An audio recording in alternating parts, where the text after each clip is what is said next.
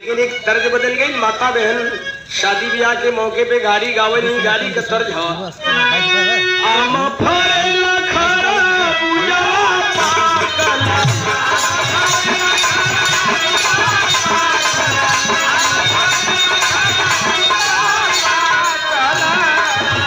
आम फरेला खरा पूजा पाकला नीबुला फरेला 360 मगर खट्टा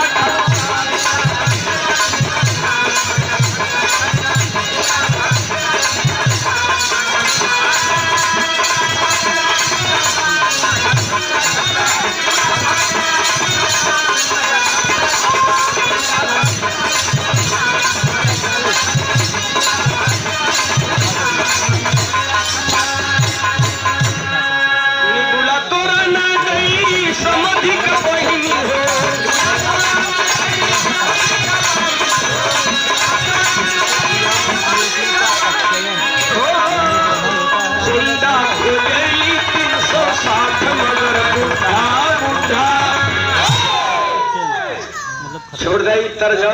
देखा तो लोग का हल्ला सुन के लइका दिखावत हुआ। पहले विराह में इतना चिल्लाहट ना रहे ना लोग कि कितनो रोका लेकिन विराह के तेरी वाले मान नहीं सकता है। हमको है इससे बड़ी एलर्जी लेकिन मानते नहीं है लोग। तो देखा भयल का पेट फूला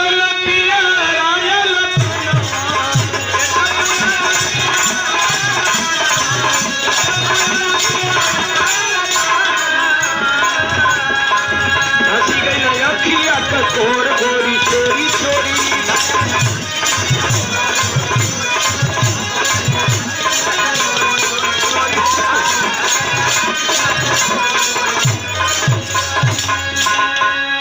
रतिया बिताओ कैसो बितन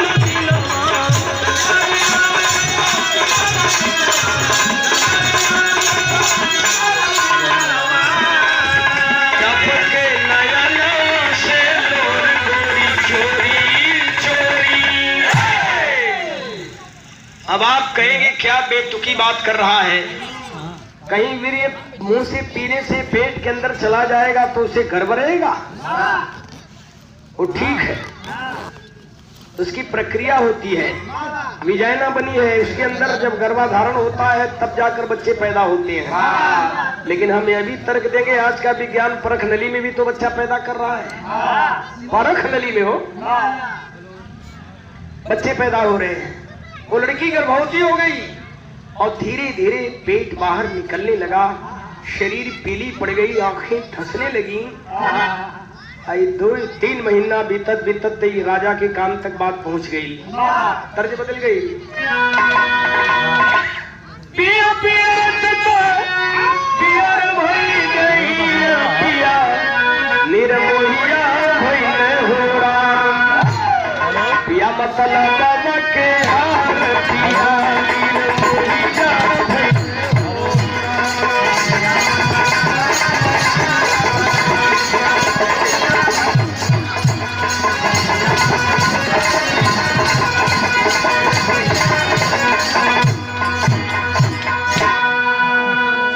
तर्ज का लाइन रहा लेकिन गाने के भाव पे गौर करें।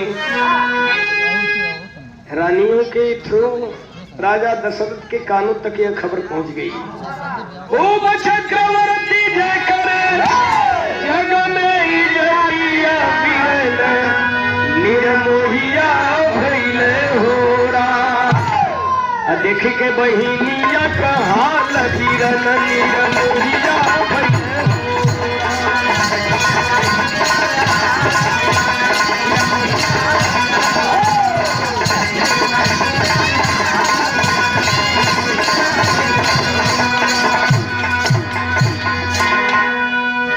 ₹100 श्री का हाल गिरन निर्मोहिया भइले होरा धूप छटपटाए जैसे लागी तनयगिया पापिली लगाई पवन रघुकुल में लगी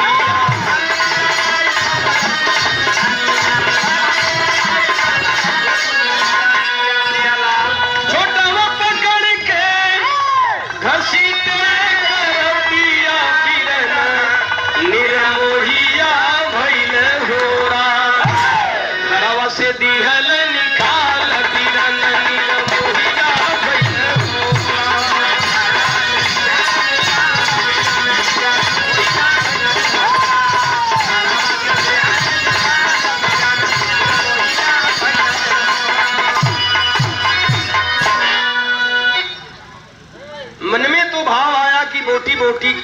कर जमीन में गाड़ दूं, लेकिन मन में दो तरह के भाव होते हैं, करो न करो, करो न करो। फिर यही निर्णय लिए, मार पीट कर, बाल घसीट कर उस लड़की को घर से बाहर निकाल दिए आधी रात के बेला में।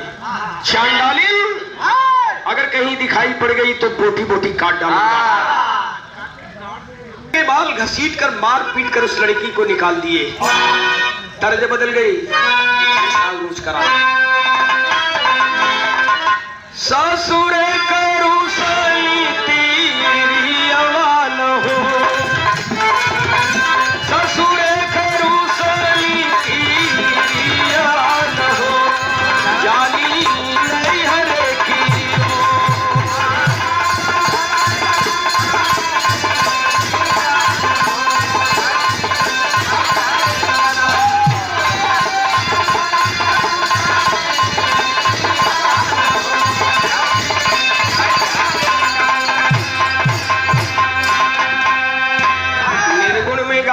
पहिलवा।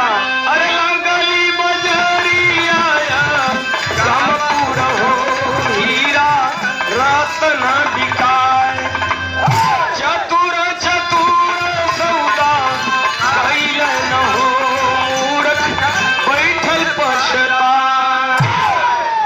छोड़ दीजिए, गाने के भाव पे गौर करिए। झार झार बरस झरिया न हो, गोरी जाई कौनी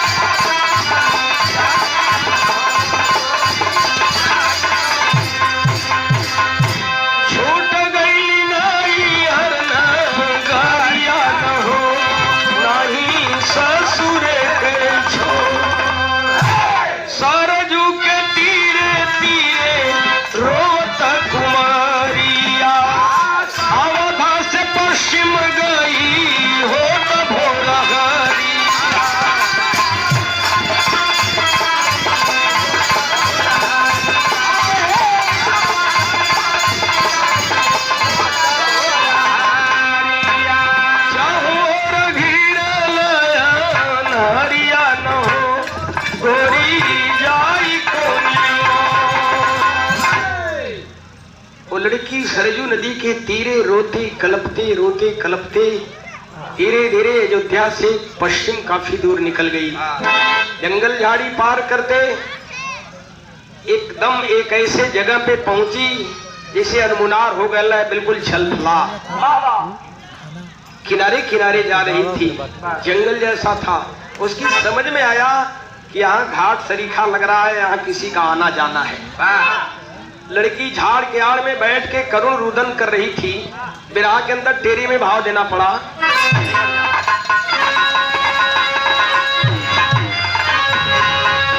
मोरे राम जवनिया जुल्मी धोखे में फंसी, जवनिया जुल्मी धोखे में फंसी, बनी रघुवंश सुताऊ ध्यान ऋषि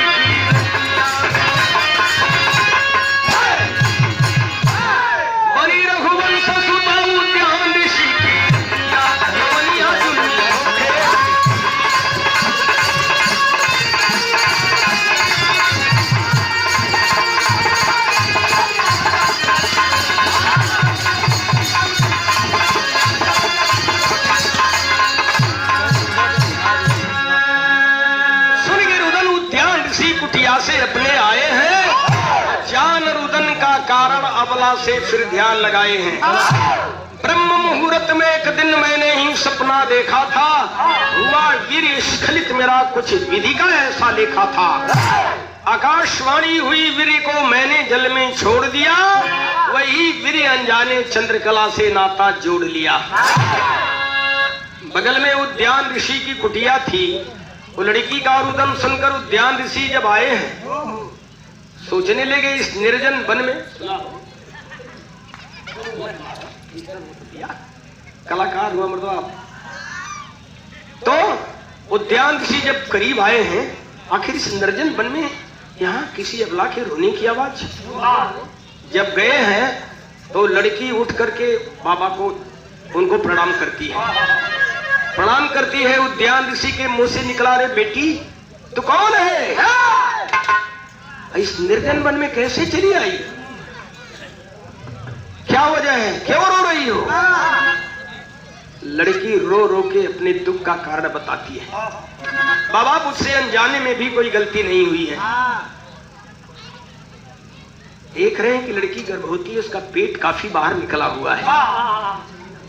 महिलाओं का तो सबसे बड़ा गहना शर्म है, लाज, हया। सर उसका झुका है शर्म के मारे। उद्यान ऋषि ध्यान लगाकर देखते हैं, आखिर पता करना चाहिए किसने इसके साथ इतना गलत काम किया। लड़की कुंवारी है, इसके मांग में सिंदूर भी नहीं है, और किसका वीर इस बच्चे के रूप में इसके पेट के अंदर पल रहा है। जब ध्यान लगाकर देखते हैं तो क्या देखते हैं कि हुआ वीर स्खलित मेरा कुछ विधि का ऐसा लेखा था। आकाशवाणी हुई वीरे को मैंने जल में छोड़ दिया, और वही वीर अनजाने चंद्रकला से नाता जोड़ लिया। अन्यथा मत लीजिएगा, ये स्थिति ऐसी होती है शायद ही कोई बचता है, जिसे स्वप्न दोष कहते हैं। स्वप्न दोष ऋषि का हुआ, और जैसे वीर स्खलित हुआ तब तक उनकी आंखें खुल गईं, और आकाशवाणी हुई कि ऋषिराज इस वीर्य को बर्बाद मत होने दीजिएगा, इससे बड़ा ही तेजस्वी पुत्र पैदा होगा। तो दोना बना के वो गए नदी में नित्य क्रिया से निवृत्त होने। दोना में ही उस वीर्य को रखकर और उसी दोनों को नदी के जल में छोड़ दिए। हम इसको अपने तरफ से बर्बाद नहीं करेंगे, जाए जहां जाए। वही दोना बहते जा रहा था और चंद्रकला उसी को पकड़कर पी कर गर्भवती हो गई थी। देखिए पाप सर पे चढ़ के बोलता है। अचोरी हत्या पाप खुले आपसे आप। हम इसको पाप नहीं कह रहे, लेकिन अविवाहित लड़की, कुंवारी लड़की के पेट में गर्भ, वो भी एक पाप है, चाहे अनजाने में क्यों न हुआ हो। हाँ सुना। उद्यान ऋषि ने कहा, बेटी अफसोस है, मेरा ही वीर्य तुम्हारे पेट के अंदर बच्चे के रूप में पल रहा है। लेकिन लड़की देख रही है मुझे बार बार बेटी बोल रहे हैं। लेकिन उद्यान ऋषि अपने कुटी पर उसे ले गए, और उद्यान ऋषि के मन में आया कि मैंने इसे बेटी बोला है, इसकी तरफ को दृष्टि उठाना अच्छी बात नहीं। आंखें फोड़कर अंधा बन गए, जन्मांध नहीं थे। और लड़की के मन में भाव आया कि इनका ही वीर्य मेरे पेट के अंदर बच्चे के रूप में पल रहा है, ये मेरे पति सरीखे हो गए। जब यही दुनिया नहीं देख पाएंगे तो मैं दुनिया देखकर क्या करूंगी। चंद्रकला भी उनका अनुसरण करते हुए अपनी दोनों आंखें फोड़कर अंधी बन गई। लेकिन हुआ क्या बाबूजी, गीत हमार पापट के अंदर भाव एकदम करीब है। ऋषि ले आए अपनी कुटिया पर, मिला सहारा या बोला कोई अपनाए अपनी कुटिया पर।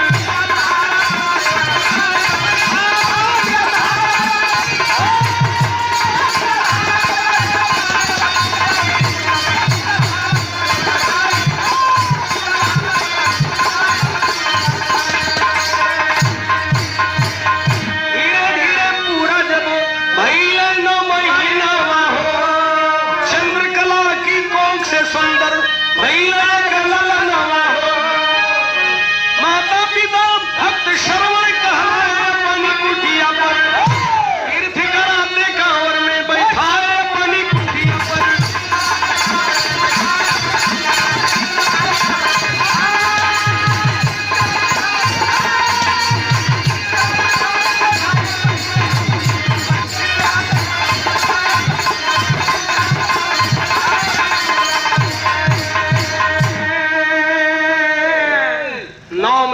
पूरा होते ही चंद्रकला ने एक बड़े ही खूबसूरत बालक को जन्म दिया। वही बालक श्रवण कुमार नाम से मशहूर हुआ। हालांकि अंदर भाव है, अखियां का ज्योति दो शरीर के परनवा, माता पिता भक्त बालक सारा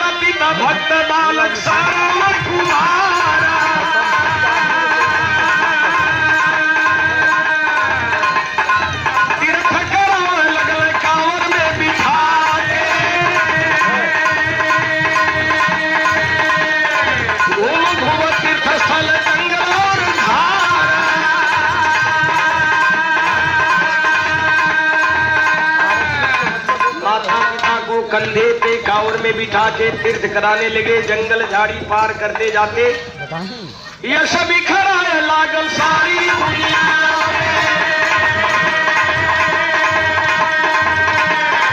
दशरथ के मनवा में बढ़ी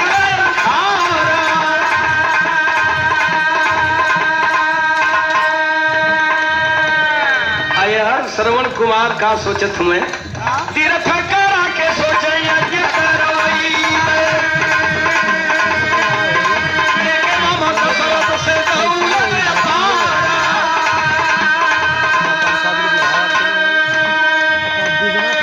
यश बिखराए लागल सारी दुनिया में। दशरथ के मनवा में बढ़ी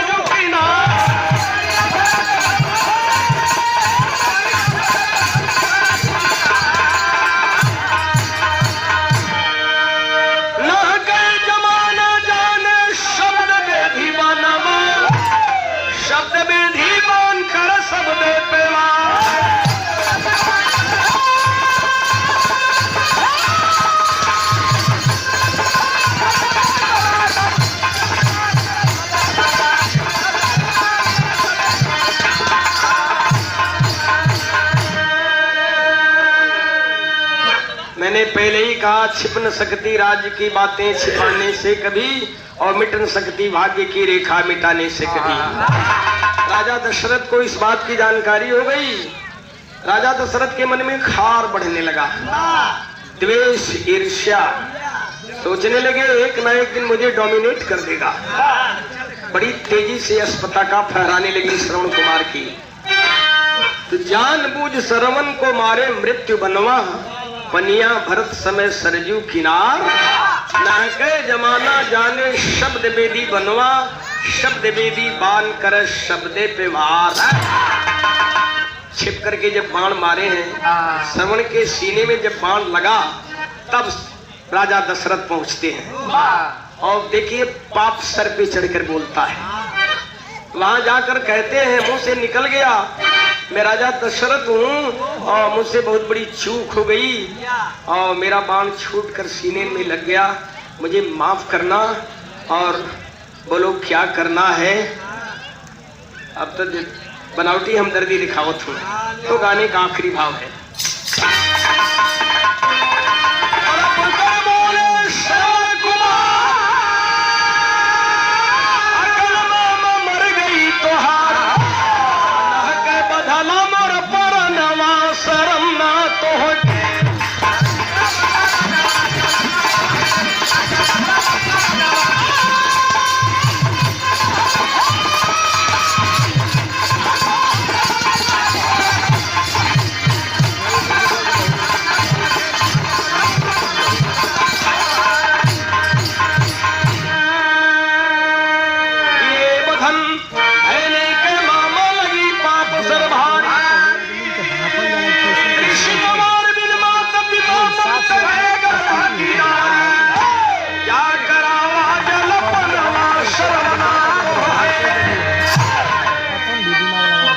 छटपटा के प्राण निकलने के पहले श्रवण कुमार कहता है जो आपने किया अच्छा ही किया, लेकिन एक काम जरूर कर दीजिए।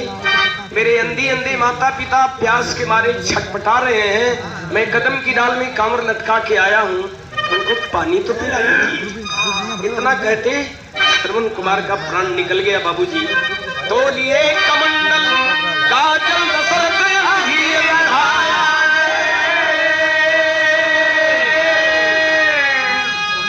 कमंडल का जल लेके पहुंचने जरूर, लेकिन पश्चात की आहट से छटपटा के अंधी कहती रहे मेरे लाल पानी के बिना प्राण निकलने वाला है, बेटा जल्दी कर मुझे पानी पिला दे नहीं तो जान निकल जाएगा। लगता है पानी काफी दूर था क्या बेटी, काफी दूर चले गए थे, जल्दी करो बेटा।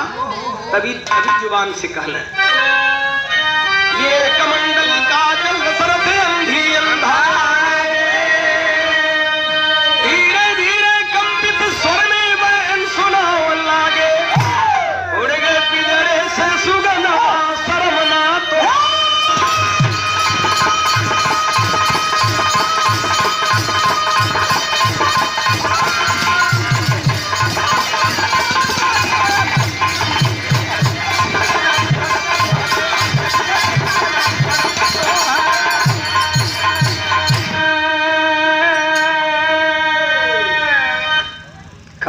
मंगल की मैं श्रवण कुमार नहीं हूं, मैं राजा दशरथ हूं। श्रवण कुमार मेरे बाण का निशाना बन गया। अरे बाप रे बाप, इतना सुनते ही तो उद्यान ऋषि का तुरंत हार्ट अटैक कर गया, हृदय गति रुक गई। तजे प्राण उद्यान तरफ के अंधी श्राप सुनाई। अमोहन जैसे पुत्र शोक में तो हर जन्म जाई, नाही पैबा पिंड बनवा शर्म ना तोहके।